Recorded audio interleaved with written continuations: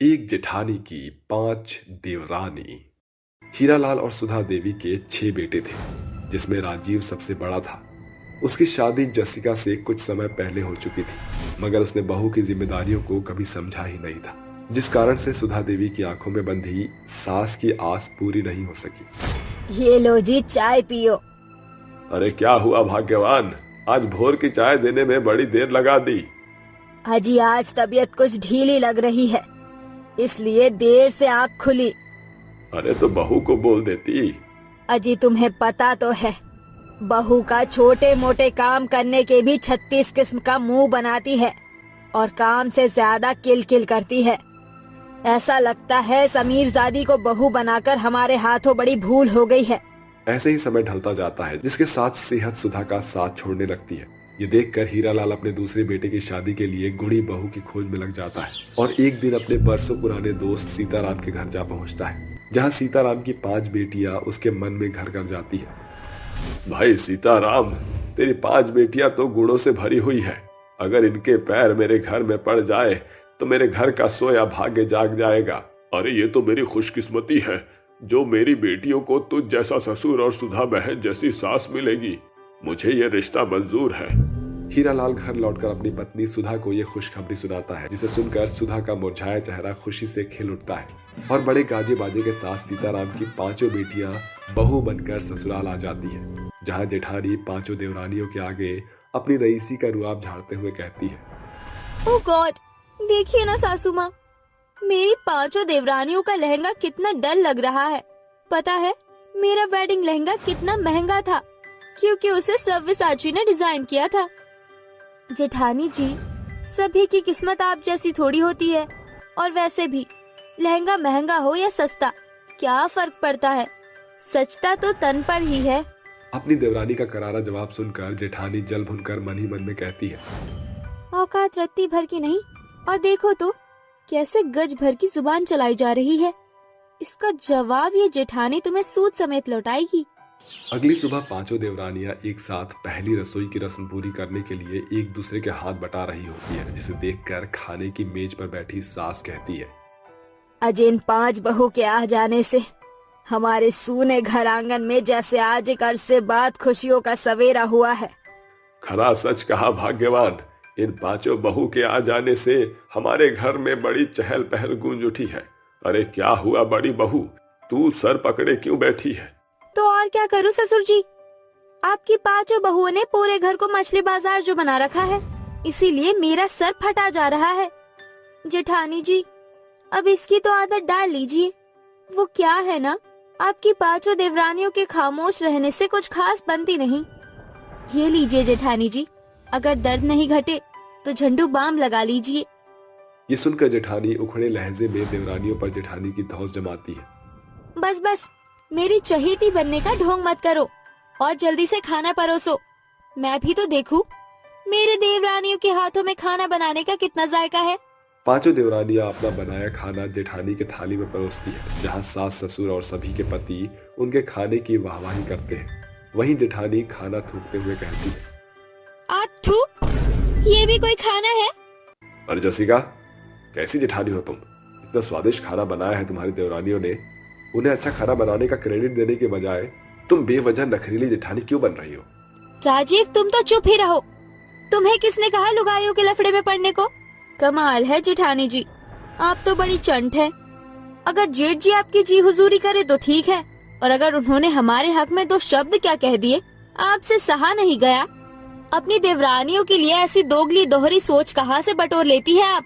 अपनी देवरानी के मुंह से बात सुनकर जेठानी उसे जोर से थप्पड़ मारकर कहती है, 2 कौड़ी की देवरानी मुझसे जबान लड़ाती है? मेरे पैरों की धूल बराबर भी नहीं हो तुम 5। आइंदा मेरे आगे जुबान खोली ना तो बोलने लायक नहीं छोड़ूंगी। ब्लडी देहातन देवरानियां। इस तरह एक बार फिर जेठानी अपने जेठानी होने का रौब झाड़कर कमरे में चली जाती है। ऐसे ही दिन बीतते जाते हैं। कामचोर चंट जेठानी हर एक काम का बोझ अपनी देवरानियों के सर मढ़ देती है। 5 देवरानी अपने पिता के दिए सीख का दामन थामे जेठानी को बदलने में अथक प्रयास करती है। बहुत दिनों से मैंने अपने 5 देवरानी की धज्जियां नहीं उड़ाई। चल जसिका, आज कुछ तूफान ही करते हैं। अरे ओ मेरी सो कॉल्ड संस्कारी देवरानी, जरा यहाँ तो आना। जी जी जेठानी जी, आपने बुलाया?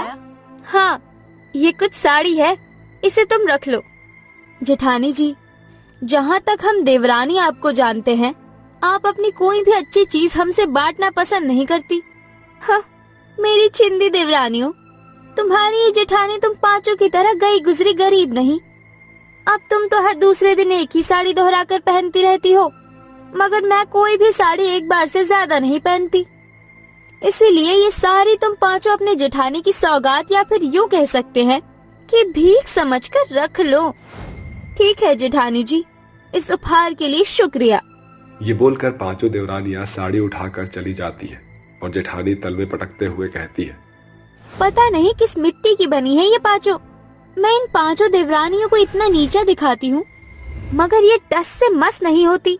ऐसे ही दिन गुजरते जाते हैं, मगर कहते हैं ना कि घमंड से चढ़ी आंखें एक न एक दिन झुकती जरूर है। ऐसे ही जसिका के साथ हो रहा था, जब एक वक्त जेठानी बुरी तरह से बीमार पड़ जाती है और बिस्तर पर पड़ी पड़ी खुद में फुसफुसाते हुए कहती है, मैंने तो अपनी पांचों देवरानियों के साथ पहले दिन से रूखा रवैया रखा है।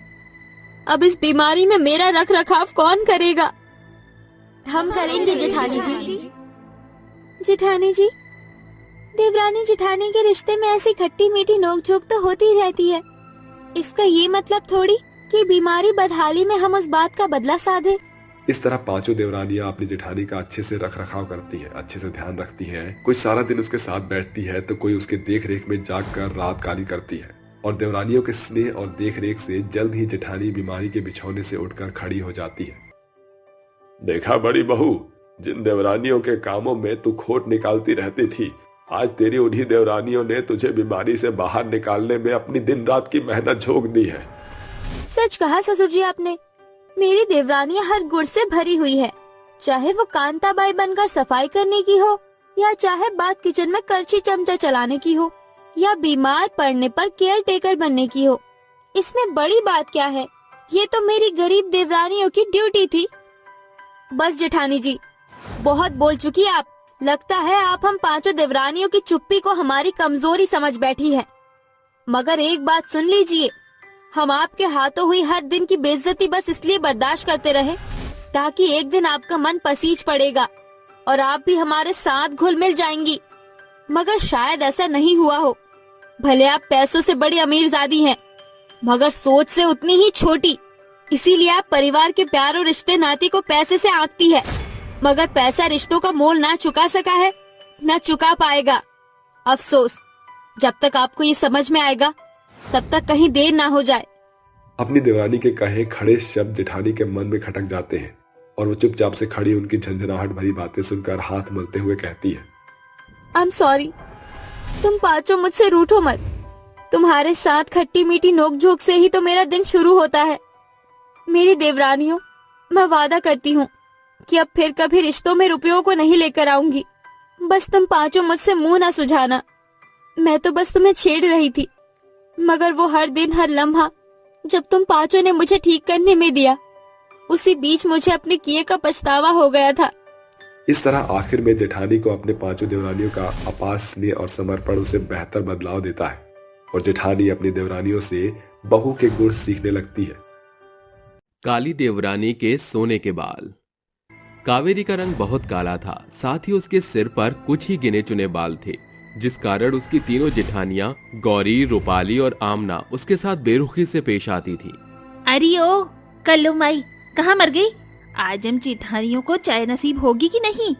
बस अभी बनाती हूँ जेठानी जी, वो नहाने और बाल धोने में जरा सा समय लग गया। कावेरी की बात सुनते ही गौरी, रूपाली और आमना तीनों ही खिलखिलाकर हंसने लगती हैं। इस कल्लू माई के सर पर 4 बाल है नहीं, और देखो इसे नहाने में कितना समय लगा है। मुझे तो लगता है कि कहीं नहाते समय अपना एक एक बाल पकड़कर अच्छे से धोती होगी, कहीं वो भी टूटकर गिर ना जाए। जरा सोचो तो सही, इस गंजी के सर पर अभी 4 बाल मुश्किल से है।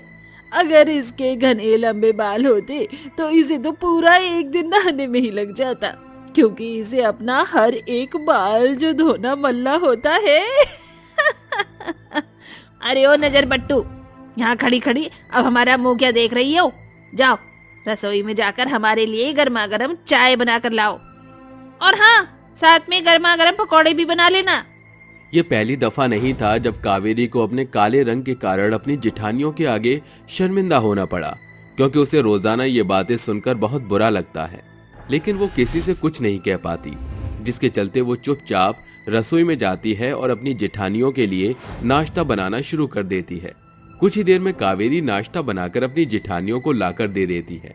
ये लीजिए जेठानी जी, मैं आपके लिए नाश्ता बनाकर लाई हूँ।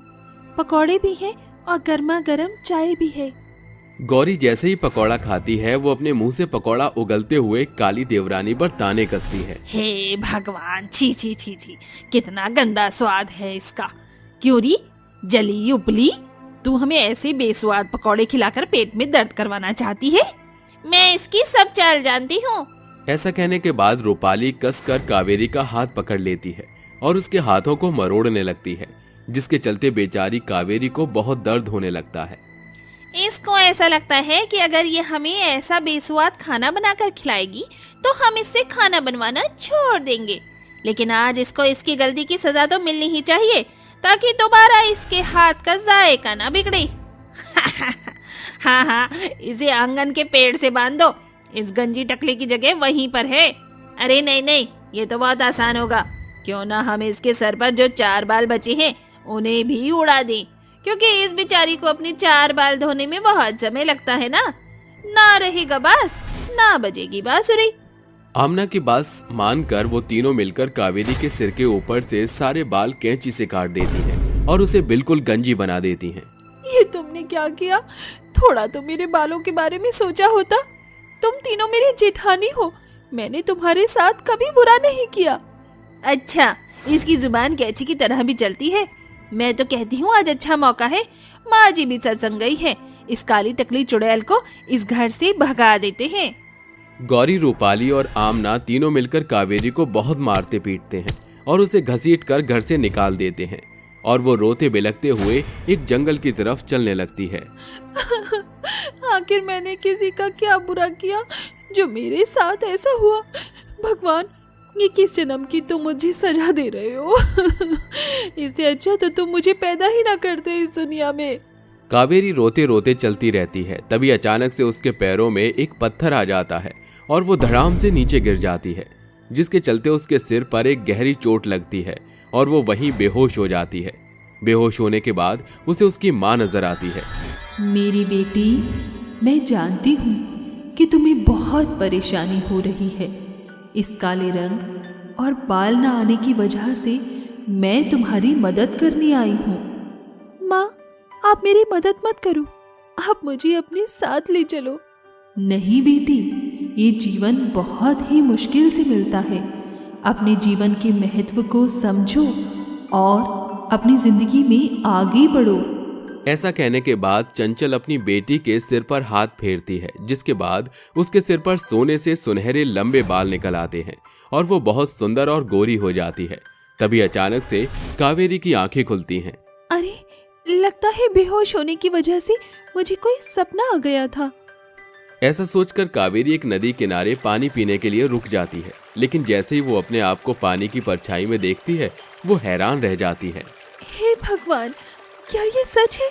कहीं मैं कोई सपना तो नहीं देख रही हूँ? मेरे सर पर एक भी बाल नहीं था और आज मेरे सर पर इतने सुनहरे सोने के बाल हैं और मेरा काला रंग वो भी गोरा हो गया।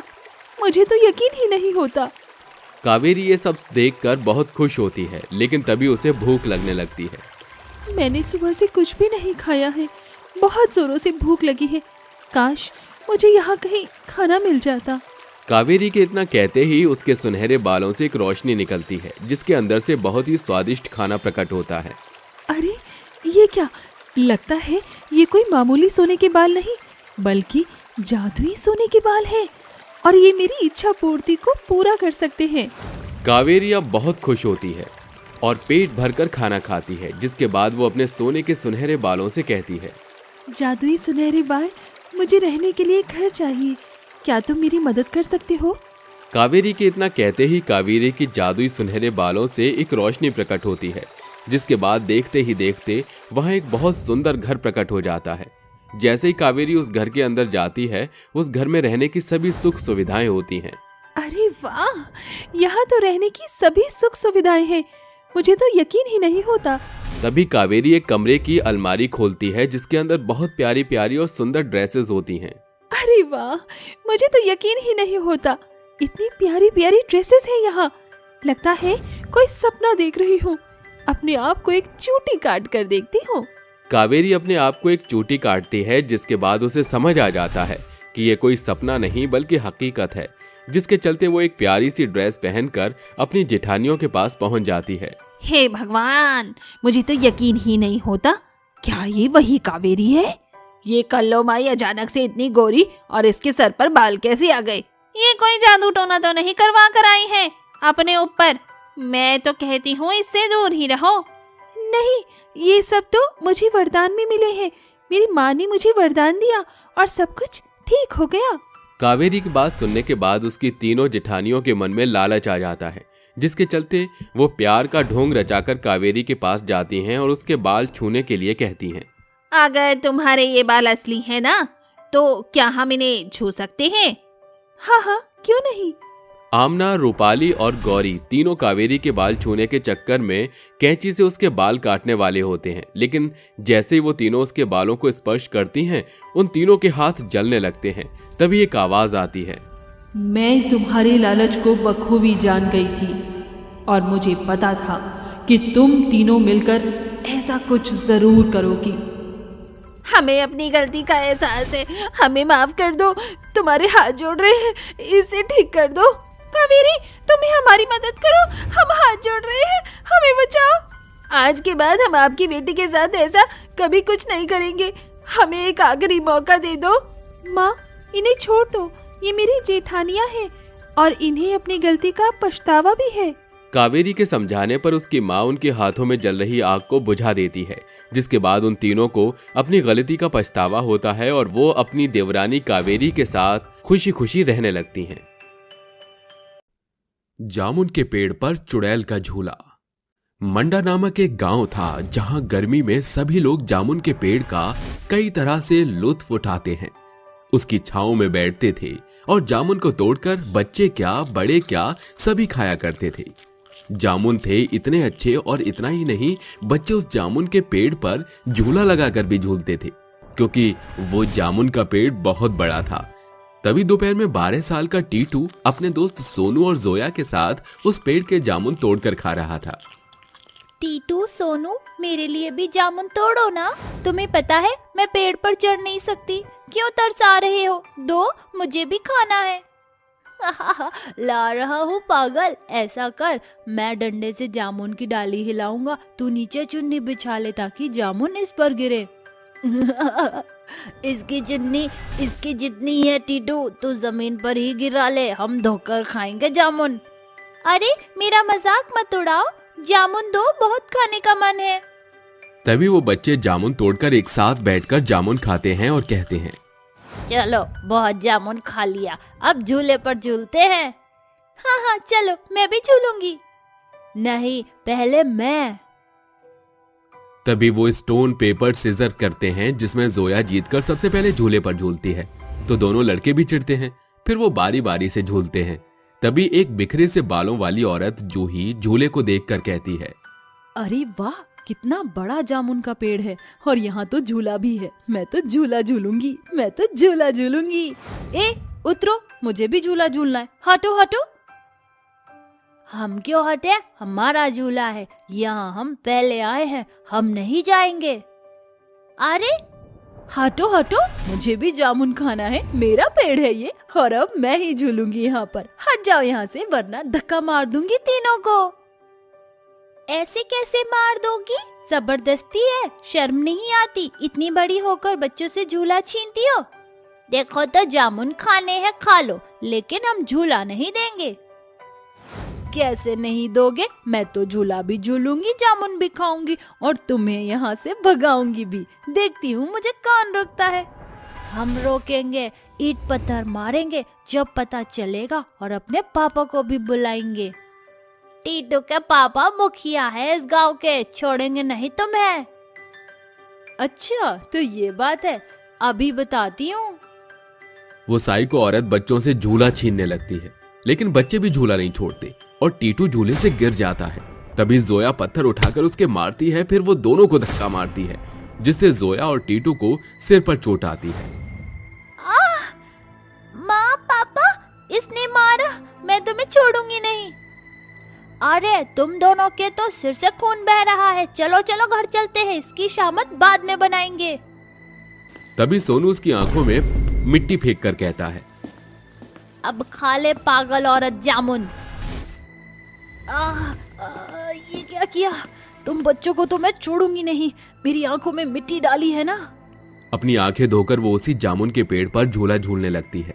वहीं दूसरी ओर जब बच्चे ऐसी हालत में अपने घर लौटते हैं तो उनकी शक्ल देखकर उनके माता पिता बेहद गुस्से में आ जाते हैं और टीटू के पिता राघव कहता है, बेटा, ये तेरी हालत किसने की है? जरा मुझे बता और वहां लेकर चल। उन दोनों बच्चों को भी मारा है ना? छोड़ूंगा नहीं। हिम्मत कैसे हुई उसकी मुखिया के बच्चे को मारने की? पापा, वो औरत बहुत पागल है, हम मना कर रहे थे तब भी नहीं मानी वो। अंकल, उसको सबक सिखाना, उसने हम तीनों को परेशान किया है, पत्थर भी मारा और झूले से भी उतार के धक्का मारा। चिंता मत करो बच्चों, उसे तो मैं बताऊंगा। केशव, हरिया, जाओ उस औरत को ढूंढो। तभी दो बच्चे और उनके माता पिता घबरा कर कहते हैं, अंकल अंकल, हमारे गांव में एक पागल सी औरत आ गई है, उसने मुझे जामुन के पेड़ से जामुन नहीं खाने दिए और झूले से उतार कर मारा। वो पागल औरत ने देखिए मेरी बेटी के साथ क्या किया है, और जब मैंने उसे समझाया तो उसने मेरे गालों पर नाखून मार दिया। वो औरत बहुत खतरनाक है, मुझे तो पागल लगती है, कहीं वो बच्चों को कुछ कर ना दे, उसका इलाज कीजिए। अरे सब गांव वालों को इकट्ठा कर लो, वो पागल औरत जरूर अभी भी जामुन के पेड़ पर ही होगी, उसे जामुन जो पसंद है, आज उसका हिसाब किताब कर ही देते हैं। मुखिया की बात सुनकर पूरा गांव इकट्ठा होकर उसी जामुन के पेड़ के पास पहुंच जाता है, जहां वो उसी पेड़ पर झूला झूल रही थी। तभी मुखिया कहता है, ए पागल औरत, कौन है तू और तुझे शर्म नहीं आती बच्चों के झूले पर झूलकर? पापा, यही है वो पागल आंटी। क्या है तुम लोगों को? इस झूले से उतर और इस गांव से चली जा। तभी जूही जामुन खाकर गुठली मुखिया के मुंह पर थूकती है और सिर खुजाकर कहती है, नहीं नहीं, मैं इस जामुन के पेड़ को छोड़कर कहीं नहीं जाऊंगी, ये मेरा घर है, मैं झूला झूलती हूँ और जामुन भी खाऊंगी। भाग जाओ तुम, वरना तुम्हें भी पत्थर मारूंगी। अरे कितनी बेकार औरत है ये, इस पागल को गांव से निकाल दो और ना माने तो इसी पेड़ पर फांसी पर टांग दो, हमारे बच्चों को बहुत परेशान किया है इसने। तभी दो आदमी उसे झूले से उतारने की कोशिश करते हैं, लेकिन वो उन्हें धक्का मारती है। तभी 3-4 आदमी आकर उसके हाथ को बांध देते हैं और सिर पर काला कपड़ा डाल देते हैं, जिसके बाद उसे फांसी पर लटका देते हैं। तड़प तड़प कर वो मर जाती है और गांव के लोग अपने घर वापस लौटकर फिर से एक नॉर्मल जिंदगी जीते हैं, जहां उनके बच्चे झूला झूलते हैं, सभी लोग जामुन खाते हैं। लेकिन तभी जूही चुड़ैल बनकर वापस लौटती है और जामुन के पेड़ पर आने वाले बच्चों को एक एक करके कैद कर लेती है और लोगों को मार देती है और कहती है, मुझे मार दिया ना इन्होंने, तड़पा तड़पा के जामुन नहीं खाने दिया ना, इस झूले पर झूलने दिया, लेकिन अब मैं झूला झूलूंगी और जो भी आएगा उसे मार डालूंगी। तभी वो फिर से झूला झूलने लगती है। अगले दिन झूले पर खाली झूले को झूलते हुए देख कुछ बच्चे डर जाते हैं और अपनी माँ के पल्लू से चिपक जाते हैं। फिर सविता और बिरजू वहां आकर कहते हैं, अरे बिरजू जी, जरा जामुन तोड़ दीजिए, आज तो मेरा भी मन है जामुन खाने का, और जोया को तो बहुत पसंद है, जरा उसके लिए भी जामुन तोड़ दीजिए। अरे हाँ हाँ बिल्कुल, आज तो बहुत ज्यादा जामुन तोड़ूंगा, मुझे इसका जूस भी बनाना है। वो दोनों जैसे ही जामुन तोड़ने लगते हैं तो चुड़ैल उनके सामने अचानक से आकर उनका गला पकड़कर कहती है, कितने बेहया और बुज़दिल हो, जो एक औरत को तुमने फांसी पर लटका दिया, तड़पने के लिए छोड़ दिया सिर्फ जामुन के लिए। तुम्हें क्या लगता है अब मैं तुम्हें जामुन खाने दूंगी? नहीं, मरोगी तुम सब। चुड़ैल, छोड़ मेरा गला। अरे लगता है ये वापस लौट आई है। चुड़ैल उन दोनों को जमीन पर लेटाकर गर्दन पकड़कर मार डालती है। मरते वक्त बिरजू मिट्टी में उंगली से लिख देता है, वो लौट आई है। कुछ देर बाद उन दोनों की मौत का मुखिया और बाकी लोगों को पता चलता है और बिरजू का लिखा हुआ देखकर वो कहते हैं, अरे भला इन्हें किसने मार दिया? और ये क्यों लिखा है कि वो लौट आई है? आखिर कौन है ये? हमें पता लगाना होगा। अरे कुछ बच्चे भी गायब हो गए हैं हमारे, और मेरा टीटू भी। अरे मुखिया जी, आप परेशान मत होइए, हम इसकी तह तक पहुंच जाएंगे। गांव में अचानक से लोगों की मौत होती है और 2-3 बच्चे गायब हो जाते हैं। मुखिया इस बात का पता लगाने के लिए एक तांत्रिक बाबा का सहारा लेता है, जो कि अपनी दिव्य दृष्टि से बताते हैं। हाँ, आ गई है वो वापस लौट आई है, जिसे तुमने मारा था फांसी पर लटका कर। किसी को नहीं छोड़ेगी वो। जामुन के पेड़ में उसकी आत्मा बस गई है। तांत्रिक बाबा, हमें बचा लीजिए। कोई उपाय बताइए जिसकी वजह से मेरे बच्चे के साथ गांव के बाकी बच्चे भी गायब हो गए हैं। पता नहीं जिंदा भी है या नहीं। उसका उपाय यही है कि उस जामुन के पेड़ को जला दो। उसके बाद मुझे विधि करनी होगी वहां, तुम सबकी सुरक्षा के लिए। तभी मुखिया हाथ में गंगा जल लिए गायत्री मंत्र का जाप करके उसे पेड़ पर गंगा जल छिड़कता है, जिससे चुड़ैल की शक्तियां कमजोर होती हैं। वो तड़पती है और कैद किए हुए बच्चे उस पेड़ में से वापस आ जाते हैं, जिसे देखकर मुखिया कहता है, अरे टीटू, मेरा बच्चा, आजा मेरे पास। चुड़ैल तू गई आज। मुखिया, तेरी हिम्मत कैसे हुई मेरे साथ ऐसा करने की? छोड़ूंगी नहीं तुझे। उसका गला पकड़कर उसे मारने की कोशिश करती है। इतने में तांत्रिक उस पेड़ को जला देता है। तभी चुड़ैल भी भस्म होकर मर जाती है। इसके बाद तांत्रिक वहां उन सब की सुरक्षा के लिए उसी जगह पर पूजा करता है। फिर सब खुशी खुशी रहने लगते हैं और गांव वाले सुरक्षित हो जाते हैं। सास बहू बनी बेस्ट फ्रेंड। आज गोदावरी देवी का मन खुशी से गदगद था। आखिरकार आज गोदावरी देवी सास जो बनी थी। घर का कोना कोना हंसी ठिठोली से जी उठा था। औरतों के झुंड में बैठी सास एक के बाद एक नई बहू की रस्में निभा रही थी। नरगिस बहू, आज से ससुराल की बागडोर तेरे हाथों में है। अब इस घर आंगन को तुझे ही संभालना है। अब अपनी सास को जिम्मेदारी से छुट्टी दे। सास बड़े ही खुश मन से अपनी नई बहू से मन की बातें खोलकर कह ही रही थी कि तभी रज्जो बीच में बोलती है, अरे इतनी भी क्या हड़बड़ी है, जो आते ही उस पर घर बार और तिजोरी की जिम्मेदारी का बोझ लाद रही है। तू जरा मेरे साथ आ। रज्जो गोदावरी की कलाई खींचते हुए उसे कोने में लाकर फुसफुसाती है, अरे सास बनने की खुशी में पगला गई है क्या? पहले कुछ दिन अपनी बहू को समझ बूझ कर तो देख। अरे ये सतयुग नहीं जो सीता गौरी जैसी बहू आएगी। घोर कलयुग का जुग जमाना है। आज की बहू चट टेढ़ी खीर है। पता नहीं पर तेरी बहू जाने क्यों पर तीखी मिर्चाई लग रही है। तू इसे ढील मत छोड़ना, वरना आसमान नापती फिरेगी नाश पीटी। अच्छा चलती हूँ। गोदावरी अपनी सखी रज्जो की राजनीति में आ जाती है और उस रात खुद से बोलती है, रज्जो की बात ने तो मेरी सोचाहट ही बदल दी। कहाँ तो मैं सोच रही थी कि अपनी बहू के साथ बेस्ट फ्रेंड बनकर रहूंगी, मगर अब उसे परखना ही पड़ेगा। अगली सुबह नरगिस सुबह उठकर सारा काम धाम खत्म करके सभी के लिए खाना बनाकर मेज पर परोसती है। अरे वाह नरगिस बहू, क्या स्वादिष्ट खाना बनाया है तूने, मन खुश कर दिया। सच नरगिस, स्वाद से लेकर मिर्च मसालों के मामले में तो एकदम माँ के जैसा नपातुला हाथ पाया है तुमने। अब स्वाद का ज्यादा शेख ही ना बघारो तुम दोनों बाप बेटे, वरना बहू रानी का हाथ बहकते देरी ना लगेगी। अपनी सास की खटास देखकर बहू का मुस्कुराता चेहरा मुरझा जाता है। ऐसे ही हर दिन सास बहू के साथ हर छोटी बड़ी बात को लेकर खटपट किया करती थी। नरगिस बहू, ये कैसे बेढंग बर्तन मांजे है तूने?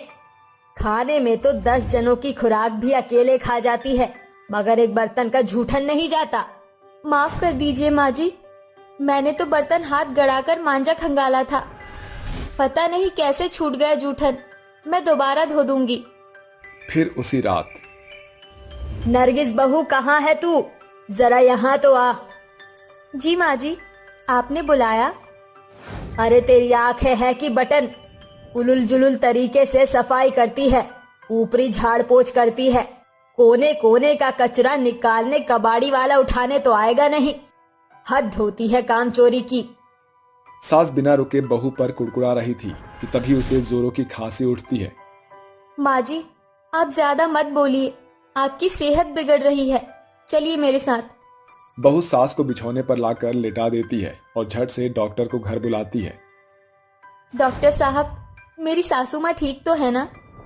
देखिए, इन्हें कोई बात अंदर ही अंदर खाए जा रही है, आप इन्हें खुश रखिए। बहू अपनी सास की सेवा बाड़ी में लग जाती है। वो आठों पहर उसके खाने पीने का खास ख्याल रखती है। अब सास को भी बहू का साथ भाने लगता है। ये लीजिए माँ जी, गर्मा गर्म सूप पी लीजिए। अरे बहू, अब तो मेरी तबीयत हरी भरी हो गई है। अब तो ये कड़वे सूप का स्वाद मत चखा। इतना सारा मुझसे अकेले नहीं पिया जाएगा। ठीक है, तो हम दोनों सास बहू आधा आधा सूप मिल बांटकर पी लेंगे। दोनों सास बहू सहेलियों की तरह हंसी ठिठोली करती हुई सूप खत्म करती है। बहू के सेवा बाड़ी से गोदावरी की तबीयत टनाटन हो जाती है। ऐसे ही समय बीतता जाता है और एक सुबह, इतनी देर हो गई, अब तक बहू कमरे से बाहर नहीं आई। शायद मैंने उस पर कामों का बोझ ज्यादा ही दे दिया है। भोर की उठी सारा दिन एक पांव पर देर रात तक नाचती रहती है और आधी अधूरी नींद लेकर जाग जाती है। चल गोदावरी, आज किचन में करछी चमचा चलाने की बारी तेरी है। सास फुर्ती का फेंटा बांधे किचन में खाना बनाने लगती है। तभी खिटपिट की आवाज से बहू की आंख खुल जाती है और वो झुंझलाकर उठ जाती है। तभी उसकी नजर घड़ी पर घूमती है। मैं इतनी देर तक सोती रह गई। चल नरगिस। बहू हड़बड़ाती हुई नहा धोकर नीचे आती है, जहां सास पति और बेटे को खाना परोस चुकी थी। आजा बहू, तू भी बैठ जा। माँ जी, मुझे माफ कर दीजिए। पता नहीं आज कैसे मेरी आंख नहीं खुली और मेरे रहते आपको खाना बनाना पड़ा। बहू को एक साथ में बोलता देखकर सास हंसती हुई कहती है, बस बहू, थम जा। तू भी इंसान है, रजनीकांत का बनाया रोबोट थोड़ी जो सारा काम तेरे जिम्मे ही है। अगर एक दिन तेरी सास ने खाना पका दिया तो कोई पहाड़ थोड़ी टूट पड़ा। सास की मेल मिलाप भरी बातें सुनकर बहू की आंखों में खुशी के आंसू झिलमिलाने लगते हैं। बस बहू, अब अगर आंसुओं का स्वाद चख लिया हो तो सास के हाथों बने खाने का स्वाद भी चख ले। भरवा भिंडी बनाई है, तुझे बहुत भाती है ना? मगर माँ जी, आपको मेरे पसंद के बारे में कैसे पता? क्योंकि तू मेरी बेस्ट फ्रेंड बन गई है बहू, इसीलिए तेरे साथ रहकर इतना तो पता चल ही गया है। अब खाकर बता कैसा बना है। बहुत अच्छी भरवा भिंडी बनाई है माँ जी आपने। ये मेरी खुशनसीबी है जो मुझे सहेली जैसी सास मिली। आज मेरे मन के अंदर का सारा खौफ खत्म हो गया। भाई वाह, सास बहू को दो धारी तलवार बनता तो देखा था, मगर आज जो है बेस्ट फ्रेंड बनते पहली बार देखा है। बस करो तुम दोनों बाप बेटे, हम सहेली सास बहू को नजर ना लगाओ।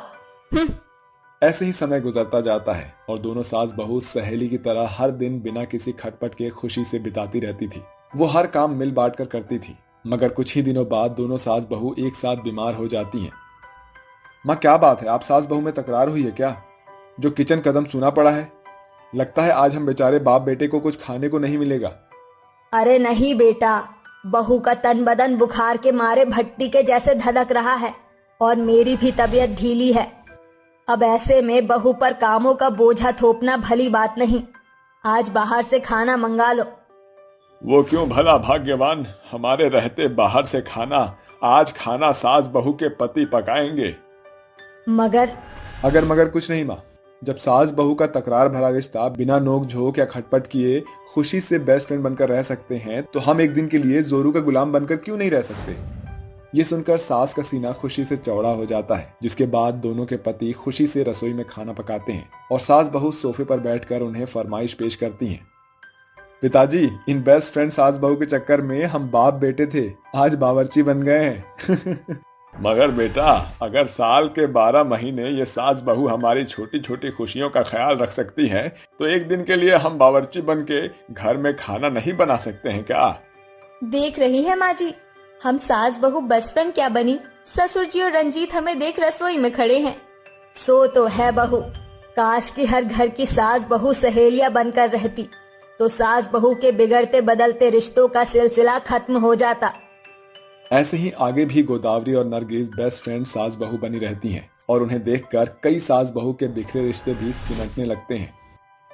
कर्मा एक समृद्ध किसान था जो खेतीबाड़ी के द्वारा बेहतर कमाई अर्जित किया करता है। मगर बदकिस्मती से एक बरस उसकी फसल पर मौसम की मार बिजली बनकर टूट पड़ी। फसल की बर्बादी के साथ उसके सारे पैसे डूब गए। इस सोब में कर्मा इस कदर बीमार पड़ा कि इलाज की लागत में खेती हर जमीन भी उससे छिन गई। जब ये बात कर्मा के कान तक पहुंची तो वो बिलखते हुए बोलने लगा, धनिया, ये तुमने क्या कर दिया? वो खेती तो हमारे घर के दाना पानी का इकलौता आधार बचा था, अब वो भी हमसे छिन गया। अजी, आपकी तबीयत बहुत बिगड़ गई थी। उस घड़ी मुझे आपकी जान से ज्यादा कुछ जरूरी नहीं लगा। मजबूरन मैंने खेती बाड़ी की जमीन बेच दी। बाबूजी, आप रोइए मत, भगवान सब ठीक कर देंगे। इसके बाद कर्मा अपने परिवार के साथ अस्पताल से घर लौट आता है। घर में दाना पानी न होने के चलते उस दिन उन्हें भूखा ही रहना पड़ता है। जैसे तैसे अगली सुबह होती है। जिया के बापू, आप कहाँ जा रहे हैं? धनिया, मेरी मासूम सी बच्ची भूख से बिलबिला रही है। ऐसे में हाथ पर हाथ धरे नहीं बैठ सकता। काम की तलाश में जा रहा हूँ। ये कहकर कर्मा घर से निकल पड़ता है। चलते चलते कर्मा अपने खेत की डगर पहुंच जाता है, जहां खेत के बीचों बीच खड़ा लाखन उसे ललचाते हुए कहता है, देख ले कर्मा, मैंने कहा था ना कि तेरा खेत खरीद कर रहूंगा। आज ये खेत मेरा हो गया। लाखन, मेरे घर की दशा बेहद दुर्बल हो गई है। मेरा बाल परिवार दाने दाने को मोहताज हो गया है। भला होता अगर तू मुझे इस खेत में बटाईदार बना लेता। राम नाम जपना, पराया माल अपना। तू मेरे ही खेत में काम करके इसे फिर से हथियाना चाहता है? बटाईदार बनाना तो दूर की बात है, किसी भी कीमत पर मैं तेरे कदम मेरे खेत में पड़ने नहीं दूंगा। कर्मा रोते बिलखते अपने खेत की डगर से काफी दूर निकलकर एक जंगल में जा पहुंचता है। थक हार कर वो एक पेड़ की ओट के सहारे बैठ जाता है। देख ले आसमानी मालिक, चंद रुपयों के चलते मेरी जमीन पर लाखन की मलकियत हो गई है। सवेरे से निकले हुए सांझ की बेला हो चली है। बावजूद इसके मैं एकदम छूछा हूँ। किस मुंह से मैं घर लौटूं? भला होता कि आज इस जंगल में ही मेरी जान निकल जाती और मैं इस मिट्टी में मिल जाता। ऐसा सोचकर कर्मा फूट फूट कर रोने लगता है। तभी उसकी आंखों से निकला हुआ आंसू जमीन में जाकर मिल जाता है, जिसे जमीन के भीतर से एक सुनहरा अंकुर फूट पड़ता है, जो क्षण भर के भीतर ही घनघोर घने पेड़ में बदल जाता है। फिर देखते देखते पूरा पेड़ रसीले मीठे जलेबियों से लद जाता है, जिसे देखकर कर्मा दंग होते हुए बोलता है, अरे ये क्या बला है?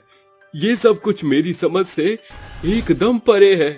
पहले इस जंगल के जमीन से सुनहरे अंकुर का फूटना और उसके चंद ही पलों में जादुई जलेबियों के पेड़ में बदल जाना, अरे अपने आप में अद्भुत है।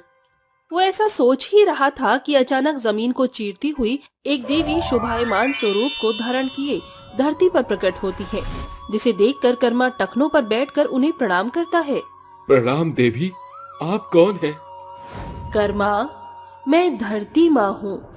मुझे स्मरण है कि किसानों के लिए उनकी भूमि किस कदर मायने रखती है। धरती माँ, एक किसान की खातिर उसका खेत, उसकी धरती बेशकीमती धन होती है। मेरा खेत खलिहान मुझसे छिन गया। मेरा जीवन भूखमरी के दलदल में डूबता जा रहा है। मैं क्या करूं? कर्मा, तुम्हारे सुनहरे कर्मों को देखकर मैं बेहद प्रसन्न हूँ। इसीलिए मैंने तुम्हें भेंट स्वरूप जादुई जलेबियों का पेड़ दिया है। यही तुम्हें शून्य से शिरोमणि के शिखर तक पहुँच जाएगा। तथास्तु। कर्मा को जादुई जलेबियों के पेड़ की जानकारी देकर धरती माता अदृश्य हो जाती है, जिसके बाद कर्मा जलेबियों के पेड़ से कुछ जलेबियां तोड़कर उन्हें चौरस के पत्तों में लपेटकर लिए हुए घर लौट कर आता है। बाबूजी, आप आ गए। मैं और माँ कब से आपकी ही बाट जो रहे थे। कर्मा के हाथों में जलेबी देखकर धनिया कहती है, अजी काम मिल गया क्या? काम तो नहीं मिला धनिया, मगर एक ऐसा जादू का जिन हाथ लगा है जिससे हमारे दुख के दिन सदा के लिए खत्म हो जाएंगे। अजी हम गरीब दिन रात मौसम की मार झेलकर हड्डियां गलाते हैं, तब जाकर 2 वक्त का रूखा सूखा खाना नसीब होता है। अरे धनिया, सब छोड़ो और ये रसीली मीठी जलेबियों का लुत्फ उठाओ।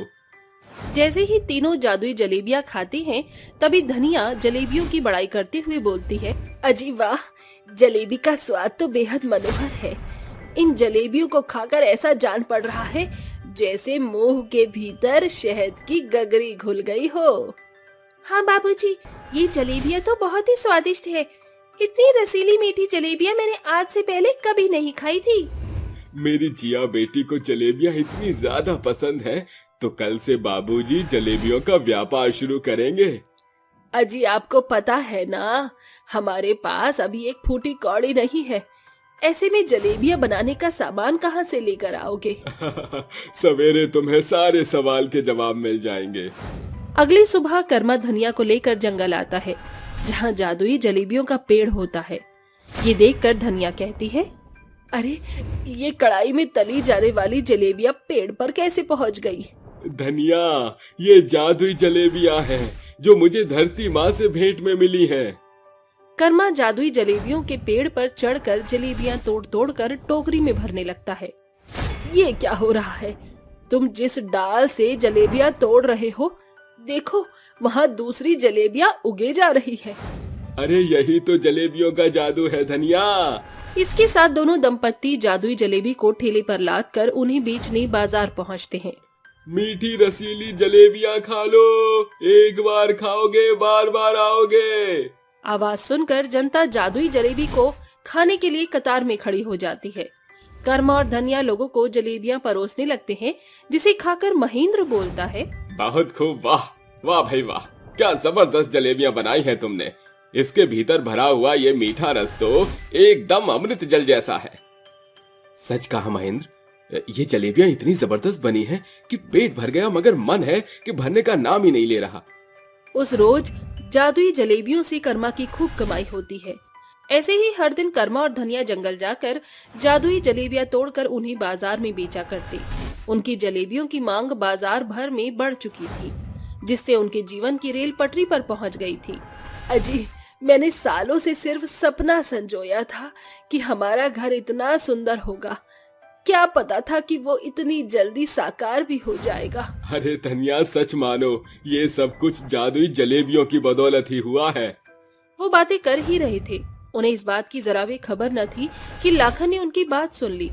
अगले दिन जब वो जादुई जलेबियां तोड़ने जंगल पहुँचे तो लाखन भी उनकी संग हो लिया। अच्छा, तो मेरा शक सही निकला।